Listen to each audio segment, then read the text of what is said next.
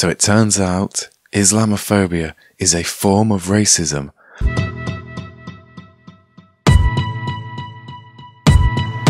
So it turns out Islamophobia is a form of racism, and like anti-Semitism, it's time it got its own definition. So yeah, on the 27th of November, this article was put out, and as you can see, it says here, Islamophobia is a form of racism, and like anti-Semitism, it's time it gets its own definition.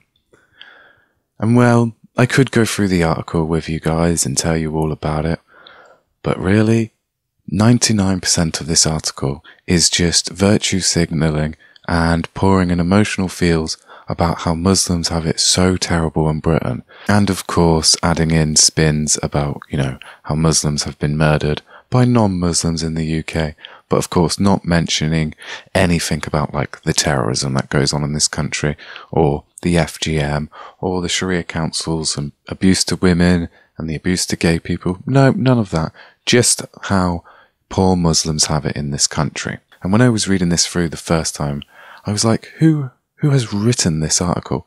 And that's when I scrolled up and discovered that it's our two favourite Conservative MPs, known as Anna Soubry and Labour MP Wes Streeting. Now, the reason these two are quite famous is these two are known for going into the Houses of Parliament and virtue signalling over Muslims and constantly ringing the bell of Islamophobia everywhere. So yeah, these two have penned this article to virtue signal more about their all-parliamentary group that they had, that basically worked on defining what Islamophobia is. So, let's scroll down in this article and have a look at what they've written, shall we? Islamophobia is rooted in racism and is a type of racism that targets expressions of Muslimness and perceived Muslimness. What? Muslims are not a race. How? What? And what? Pointing out, so basically saying that, oh, that person in a hijab and is a Muslim, is that considered Islamophobic and racism now? What does this even mean? This is not a definition at all. It's just crazy. And as we know, Islamophobia is a made-up term that they brought in the 90s to basically use as any form of criticism towards Islam is Islamophobic. And me as an atheist and as an anti-theist, I have plenty of criticisms of Islam, like any rational, sane person should have, especially when it comes to the United Kingdom and what the benefits of Islam have brought us. This story gets even more interesting. So the all-parliamentary group about Muslims, that's what this is here. So this here is the all-parliamentary British Muslims group. And as you may be aware, that's where this Islamophobia definition come from. And they have done other things in the past. You may remember an article about a year ago, A Very Merry Christmas, where, yes, these two, again, brought a magical report about a very merry Muslim Christmas and talked about how Muslims do such great work during Christmas with their charitable needs. Basically, more virtue signaling about Muslims and how peaceful Islam is. But then they did another one. This one is Faith as the Fourth Emergency Service.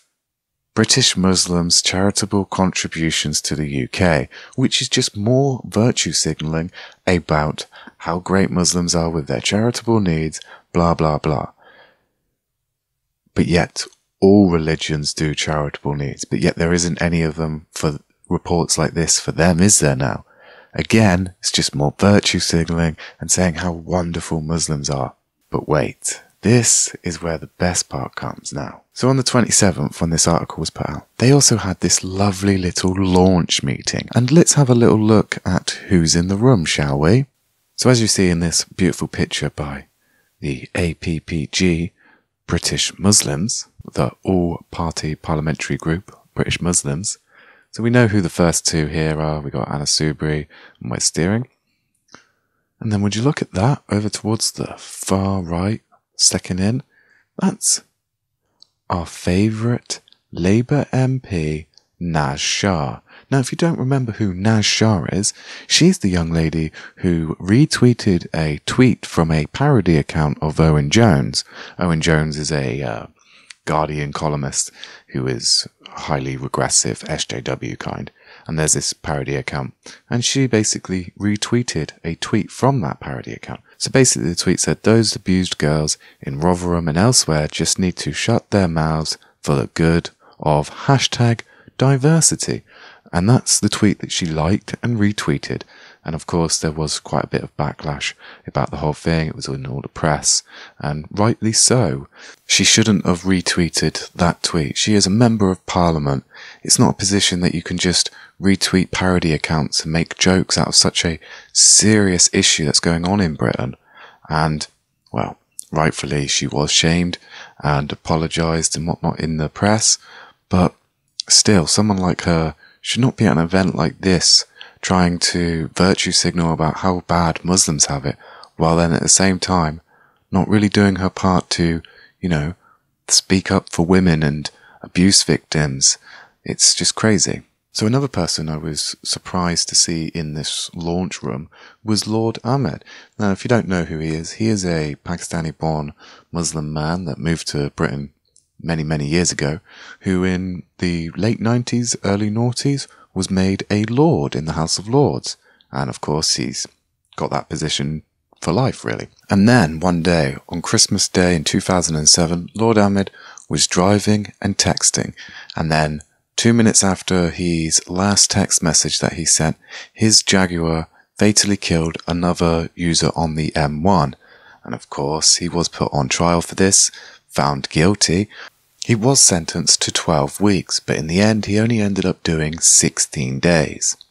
But then it gets even better with this guy, because then in 2009, when he was in Pakistan, he was on TV saying how it was a Jewish conspiracy and the Zionists had set him up to go to jail.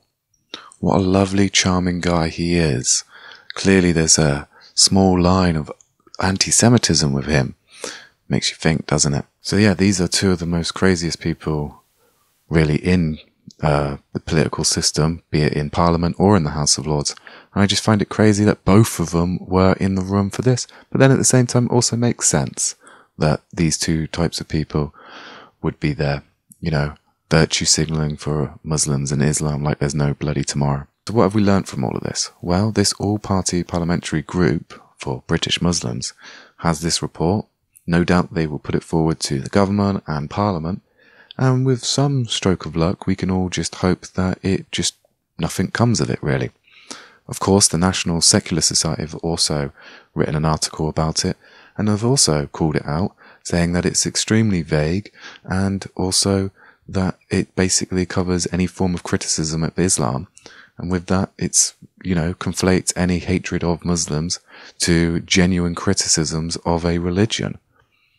So hopefully the National Secular Society will be able to petition the government and Parliament to make sure something as dumb as this doesn't get passed into law and legislation. And if you do live in the UK, check out the National Secular Society. They are worth supporting and being part of.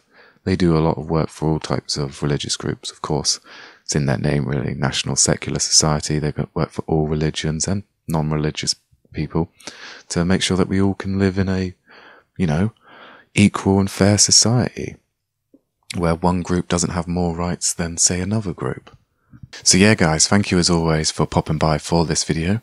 Very much appreciate it. And if you want to help out the old war kettle, of course, it's very much appreciated, and all donations are welcome. You can do those in a few different ways. One being you can head on over to patreon.com and Patreon me there, or you can send me a one-time donation via PayPal, or better yet, why don't you get yourself some War Kettle merch? Get yourself some awesome, War Kettle hoodies, or a thoughts shouldn't have to pay taxes, or a self-medication is unstoppable hoodie. Anyway, I'm off to fuck my life up. Peace!